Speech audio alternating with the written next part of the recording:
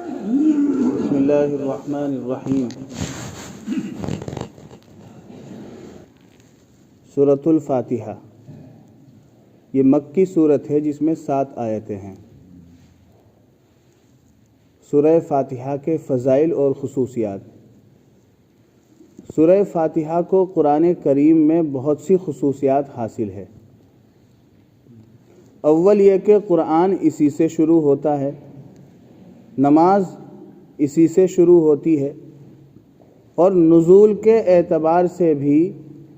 سب سے پہلی سورت جو مکمل طور پر نازل ہوئی یہی سورت ہے۔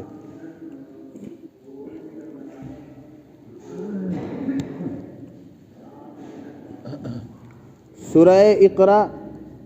مزمل اور مدثر کی چند آیات ضرور اس سے پہلے نازل ہو چکی تھی،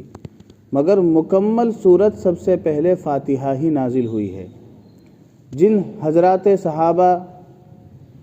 رضی اللہ عنہم اجمعین سے سورہ فاتحہ کا اول ما نزل یعنی نزول میں سب سے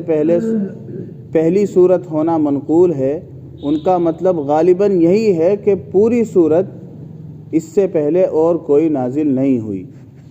شاید اسی وجہ سے اس سورت کا نام بھی فاتحۃ الکتاب رکھا گیا۔ دوسری خصوصیت یہ ہے کہ یہ سورت ایک حیثیت سے پورے قرآن کا متن اور سارا قرآن اس کی شرح ہے، خواہ اس وجہ سے کہ پورے قرآن کے مقاصد ایمان اور عمل صالح میں دائر ہیں، اور ان دونوں چیزوں کے بنیادی اصول اس صورت میں بیان کر دیے گئے ہیں۔ تفسیر روح المعانی اور روح البیان میں اس کا تفصیلی بیان ہے۔ اسی وجہ سے سورہ فاتحہ کے نام ام القرآن، ام الکتاب اور قرآن عظیم بھی احادیث صحیحہ میں آئے ہیں، یا اس وجہ سے کہ اس صورت میں اس شخص کے لیے جو قرآن کی تلاوت یا مطالعہ شروع کرے ایک خاص ہدایت دی گئی ہے کہ وہ اس کتاب کو اپنے تمام پچھلے خیالات اور نظریات سے خالی الذہن ہو کر خالص طلب حق اور راہ راست کی جستجو کے لیے پڑھے اور دیکھے، اور اللہ تعالیٰ سے یہ دعا بھی کرے کہ صراط مستقیم کی ہدایت عطا ہو۔ اور شروع صورت میں اس ذات کی حمد و ثنا کا بیان ہے جس کی بارگاہ میں یہ درخواست ہدایت پیش کرتا ہے، اور اسی درخواست کا جواب پورا قرآن ہے جو الف لام میم ذالک الکتاب سے شروع ہوتا ہے۔ گویا انسان نے جو اللہ تعالیٰ سے راہ راست طلب کی تھی، جو سیدھا راستہ مانگا تھا، اس کے جواب میں ذالک الکتاب فرما کر ارشاد کر دیا گیا کہ جو تم مانگتے ہو وہ اس کتاب میں موجود ہے۔ رسول کریم صلی اللہ علیہ وسلم نے فرمایا کہ قسم ہے اس ذات کی جس کے قبضے میں میری جان ہے کہ سورہ فاتحہ کی نظیر نہ تو تورات میں نازل ہوئی، نہ انجیل اور زبور میں، اور نہ خود قرآن کریم میں کوئی دوسری سورت اس کے مثل ہے۔ اور حضرت صلی اللہ علیہ وسلم نے فرمایا کہ سورہ فاتحہ ہر بیماری کی شفا ہے۔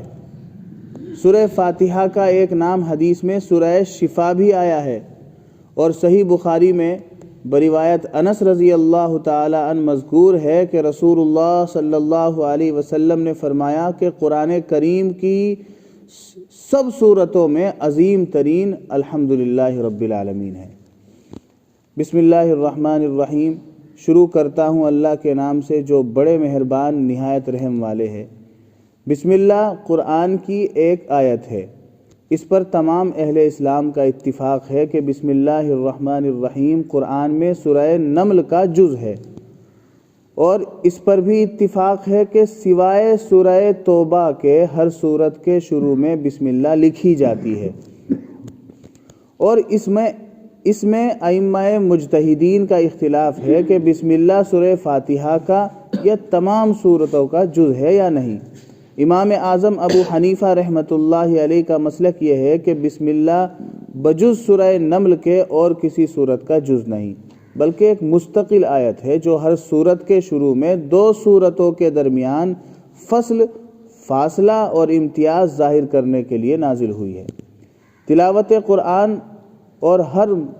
اہم کام کو بسم اللہ سے شروع کرنے کا حکم۔ اہل جاہلیت کی عادت تھی کہ اپنے کاموں کو بتوں کے نام سے شروع کیا کرتے تھے۔ اس رسم جاہلیت کو مٹانے کے لیے قرآن کی سب سے پہلی آیت جو جبریل امین لے کر آئے، اس میں قرآن کو اللہ کے نام سے شروع کرنے کا حکم دیا گیا، اقرأ بسم ربک۔ علامہ سیوطی نے فرمایا کہ قرآن کے سوا دوسری تمام آسمانی کتابیں بھی بسم اللہ سے شروع کی گئی ہیں، اور بعض علماء نے فرمایا ہے کہ بسم اللہ الرحمن الرحیم قرآن اور امت محمدیہ کی خصوصیات میں سے ہے۔ دونوں قول کی تطبیق یہ ہے کہ اللہ کے نام سے شروع کرنا تو تمام آسمانی کتابوں میں مشترک ہے، سب میں ہے، مگر یہ الفاظ بسم اللہ الرحمن الرحیم قرآن کی خصوصیت ہے، جیسا کہ بعض روایات میں ہے کہ حضرت صلی اللہ علیہ وسلم بھی ابتدا میں ہر کام کو اللہ کے نام سے شروع کرنے کے لیے بسمک اللہم کہتے اور لکھتے تھے۔ جب آیت بسم اللہ الرحمن الرحیم نازل ہوئی تو انہوں نے انہی الفاظ کو اختیار فرما لیا اور ہمیشہ کے لیے یہ سنت جاری ہو گئی۔ قرآن کریم میں جا بجا اس کی ہدایت ہے کہ ہر کام کو اللہ کے نام سے شروع کیا جائے، اور رسول کریم صلی اللہ علیہ وسلم نے فرمایا کہ ہر اہم کام جو بسم اللہ سے شروع نہ کیا جائے وہ بے برکت رہتا ہے۔ ایک حدیث میں ارشاد فرمایا کہ گھر کا دروازہ بند کرو تو بسم اللہ کہو، چراغ گل کرو تو بسم اللہ کہو، برتن ڈھکو تو بسم اللہ کہو، کھانا کھانے، پانی پینے، وضو کرنے، سواری پر سوار ہونے اور اترنے کے وقت بسم اللہ پڑھنے کی ہدایت قرآن و حدیث میں بار بار آئی ہے۔ بعض لوگ نماز سے پہلے بھی شروع کرنے سے پہلے بسم اللہ پڑھتے ہیں، وہاں کے بارے میں کوئی قرآن و حدیث میں ذکر نہیں ہے کہ جب نماز کے لیے چلو تو بسم اللہ پڑھ کے چلو۔